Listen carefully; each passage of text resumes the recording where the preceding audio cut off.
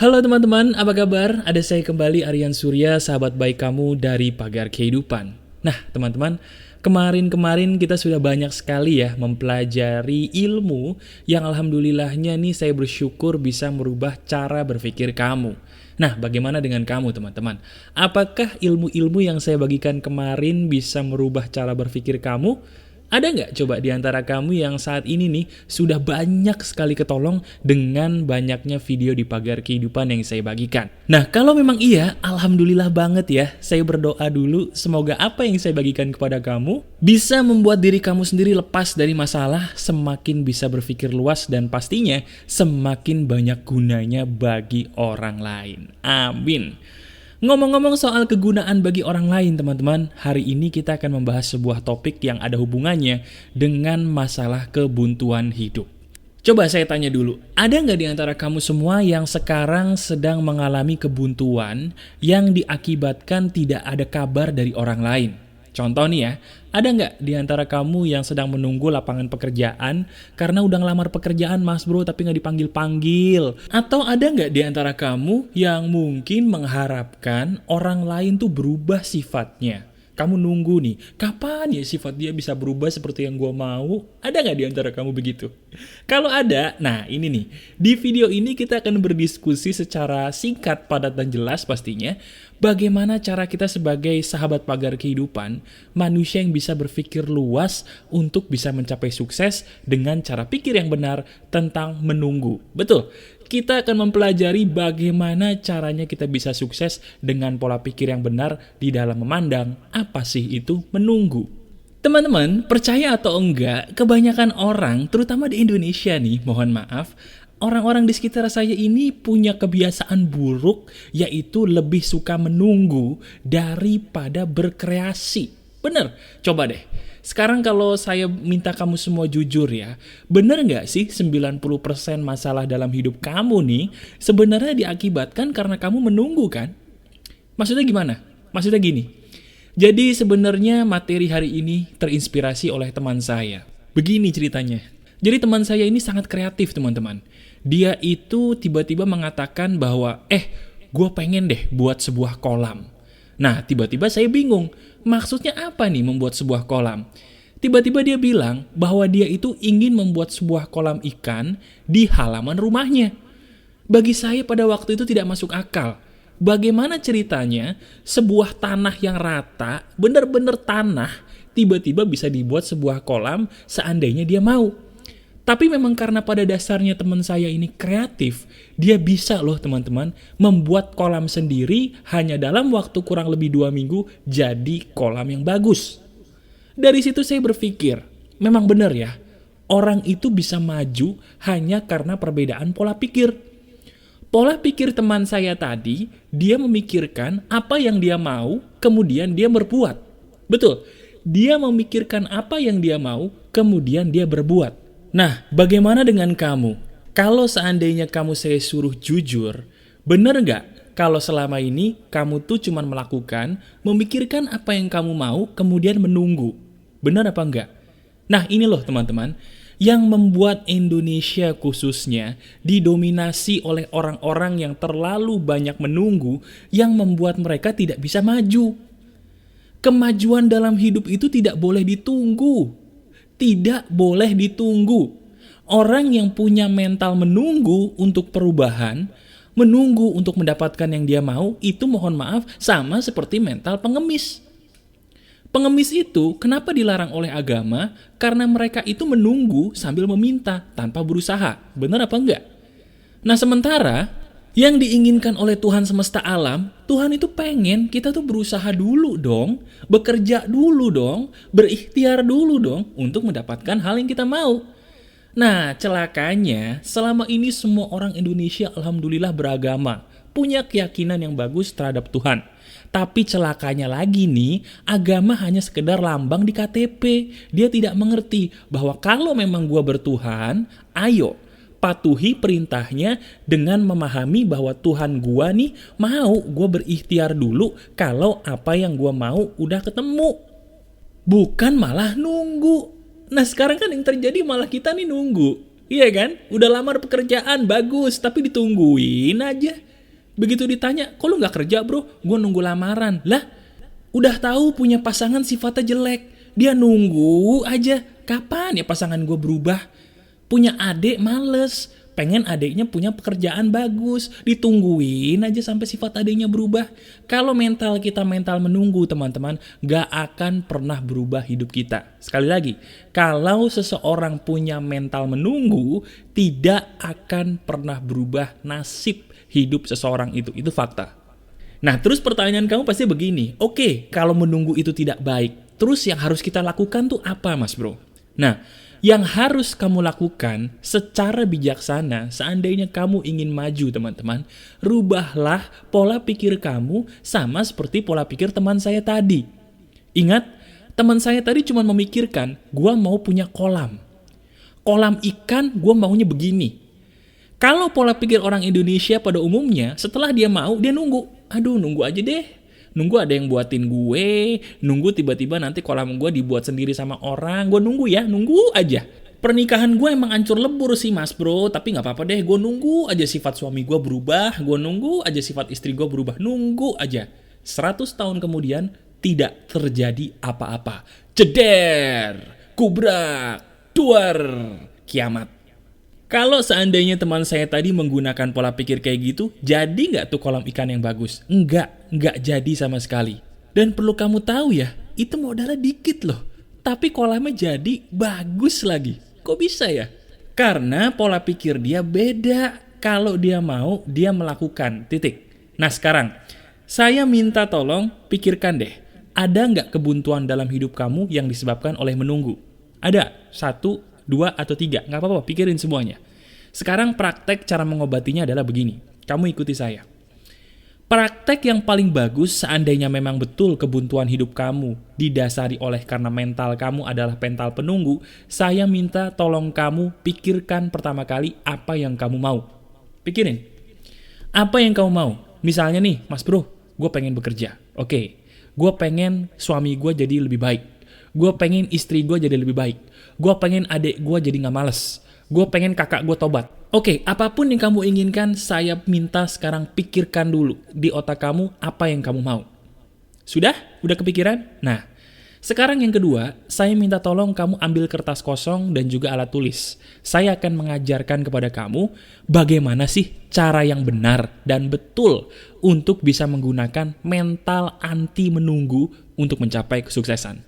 Udah disiapin teman-teman? Oke. Sekarang saya minta tolong kamu tuliskan di kertas kosong tadi hal yang paling kamu inginkan untuk kamu rubah. Oke? Sekarang coba deh. Tulis di kertas tadi di paling atas apa sih hal yang kamu mau. 1 aja dulu. Misalnya nih, saya di posisi kamu ya.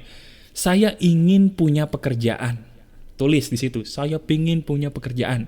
Atau mungkin kamu pengen merubah sifat suami kamu dan istri kamu. Tulis, saya ingin suami saya menjadi lebih baik, saya ingin istri saya menjadi lebih baik. Apapun yang selama ini halangannya karena kamu cuma menunggu, tulis di situ apa yang kamu mau. Tulis sekarang juga. Udah? Oke. Sekarang, saya minta tolong kamu tiru ucapan saya. Kamu ikuti ucapan saya ya. Tolong ikuti ucapan saya baik-baik secara lantang dan bisa didengar oleh telinga kamu. Jadi suaranya harus ada dan didengar telinga kamu. Oke? Ikuti begini. Hidup itu butuh aksi nyata, bukan teori belaka. Ikuti, ayo. Hidup itu butuh aksi nyata, bukan teori belaka. Oke? Nah, sekarang sudah waktunya kita melakukan hal yang realistis. Langkah keduanya ini, saya akan mengajarkan kamu praktek nyatanya untuk memulai apa yang kamu mau. Sekarang gini, teman-teman. Saya minta tolong kamu lihat tulisan yang kamu tulis di kertas tadi, yaitu hal yang kamu mau. Udah?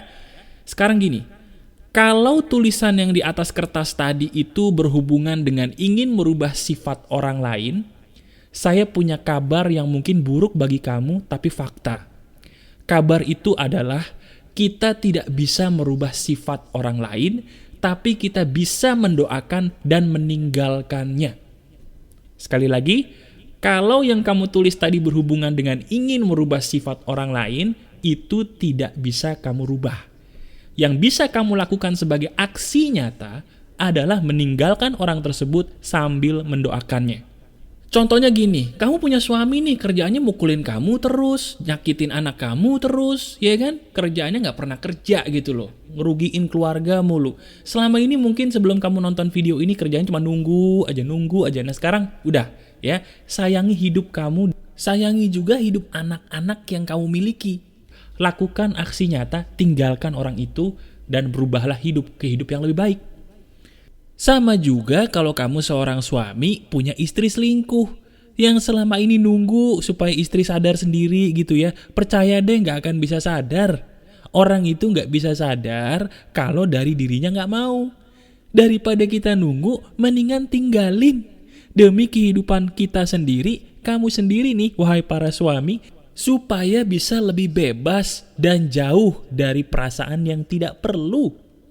Bagi kamu yang punya adik males nih, gue sedih banget mas bro, adik gue gak bisa berubah nih, sifatnya males.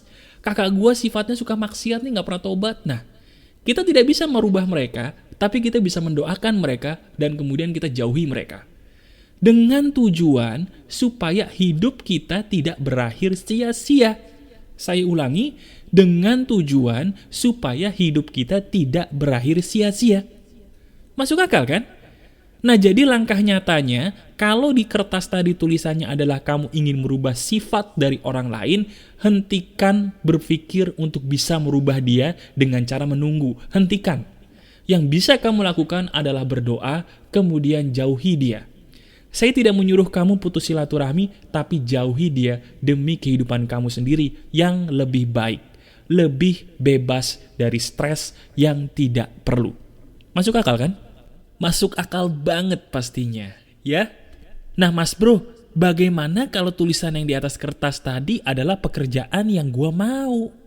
Pertama, saya ingin menyadari kamu dulu teman-teman.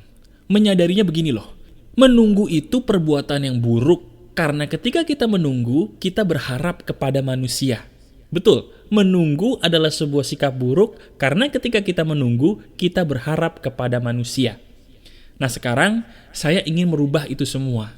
Daripada kamu berharap sama manusia, terutama dalam hal pekerjaan nih, kenapa sih kamu tidak melakukan itu semua atas dasar kesadaran sendiri untuk berubah?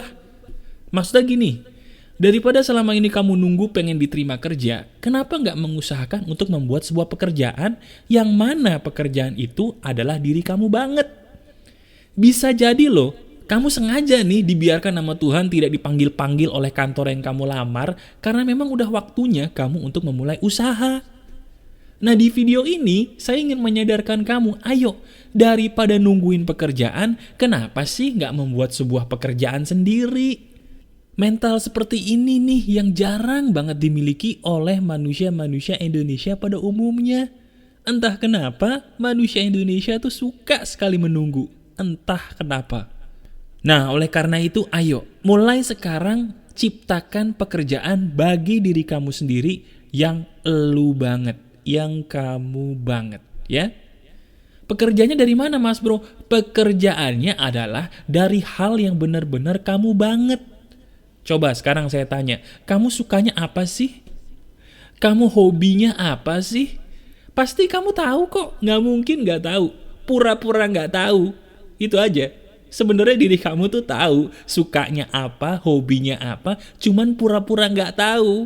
Karena memang dalam diri kamu, mohon maaf selama ini ada perasaan minder yang merasa kayaknya gue nggak bisa deh mas bro, kalau bekerja sesuai dengan hobi gue, sesuai dengan kesukaan gue, kayaknya nggak mampu deh.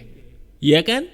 Nah mulai sekarang, dengan adanya video ini saya katakan, lu mampu melakukan pekerjaan apapun asal ada niat dan rahmat dari Tuhan. Sekali lagi, kamu mampu melakukan pekerjaan yang kamu suka selama ada niat dan rahmat dari Tuhan semesta alam. Itu fakta.